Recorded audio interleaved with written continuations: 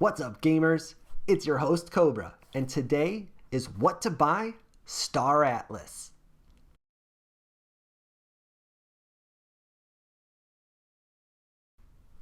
What to Buy is a series of videos that I do for every project that makes it into our core portfolio, and the idea is to give just a little bit of basic guidance on what you need to actually play and earn within that project. I'm also going to tell you about potential upgrades for anybody who's got a little bit bigger budget to make a bigger entry into the game. Please keep in mind that any prices I reference in these videos will go up and down. By the time the videos are published, some of the prices are likely to be different. However, the core advice of what it is that you need likely should remain the same.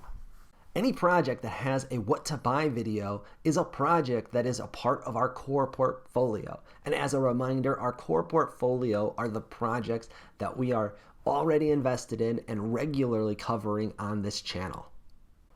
Now, of all the games that we are covering in our core portfolio, Star Atlas is undoubtedly the most complicated one out there, and at the end of the day, it is going to have the most to buy and the most to consider.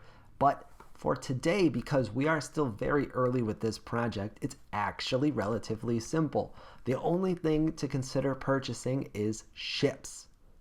Now that's because Star Atlas recently put out its Faction Fleet minigame, and this is simply a minigame for staking your ships and earning Atlas, which is the in-game play and earn token for Star Atlas. In order to do so, you're going to also need resources. So it's not as simple as stake your NFT and forget about it and collect your rewards later. You actively have to manage your fleet's resources. This means that you're going to need to purchase some fuel, some food, some tools, and some ammunition. Now, similar to Guild of Guardians, Star Atlas has a wide variety of price points for its ships. If you are a newer player with a small budget, you can get ships starting at as low as $20 worth of Atlas, and this will be an extra small ship, and it'll be relatively limited in terms of what you can use it for in-game. One of them is a racer, the other one is a fighter, but either way, they're going to be useful and can be staked today. The ships scale up all the way into 6 figures for capital ships, which is going to be something to consider only if you are a mega whale or potentially at the head of a very large guild. But there's quite a lot in the middle. Here at the Freeroll, we really like the small and medium ships, which are the 3rd and 4th smallest sizes available. They tend to go anywhere from about $700 to about $3,500, and those are typically pretty efficient for the staking game. They also, in my opinion, look pretty versatile in terms of the use cases for the full game once that eventually does launch.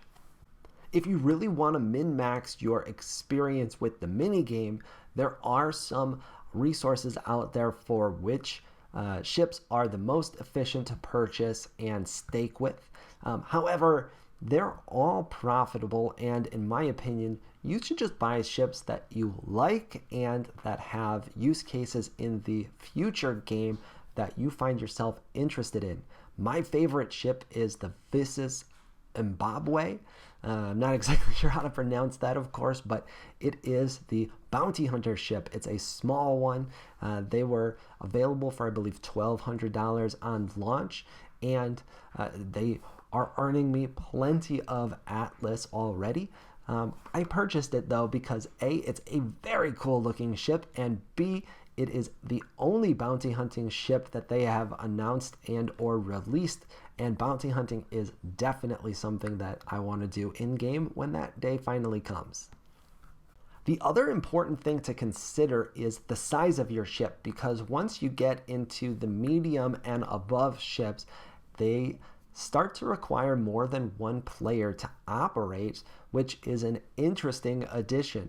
Now, if you're planning to try and do more passive earning by lending ships out or potentially hiring a crew to come on board your ship and help you earn more, you're going to want something that is on the larger end, and you're going to want to take a look at the number of crew members required.